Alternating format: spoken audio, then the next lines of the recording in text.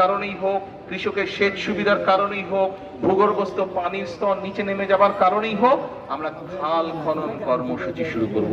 সেই কর্মসূচির কাজও আমরা শুরু করছি। এখন আরো আছে, এরও আছে, কিন্তু সময় কম, বেশি লম্বা করবো না বক্তৃতা। এখন আপনাদের কাছে আমার একটা জিজ্ঞাসা, এই মেয়া ছাত্র দল করেন, কথা শুনেন মেয়া, নাহলে কি কথা বলবেন আপনি, আমার কথা শুনেন।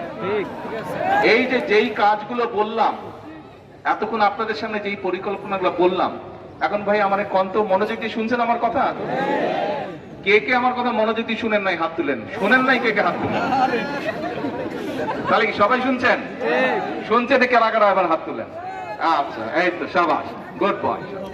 এখন আমাকে বলেন, এই যে যেই কাজগুলো আমরা করতে চাইছি, যেই কাজগুলোর কাজ শুরু করে দিয়েছি আমরা, এই আপনাদের নির্বাচিত সরকার, বিএনপি সরকার যেই প্রতিশ্রুতি দিয়েছিলাম, আমরা প্রতিশ্রুতি মোতাবেক কাজ শুরু করেছি। এখন এই কাজগুলোতে যদি সফল হই আমরা, উপকারটা কাদের হবে বলেন তো? আমরাটাকে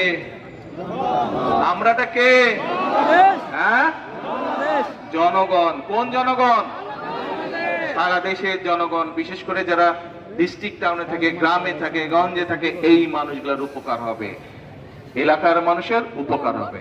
এখন 5 তারিখের পরে 12 তারিখে নির্বাচন হলো, 17 তারিখে সংসদ শুরু হলো। 17 তারিখে না, 17 তারিখ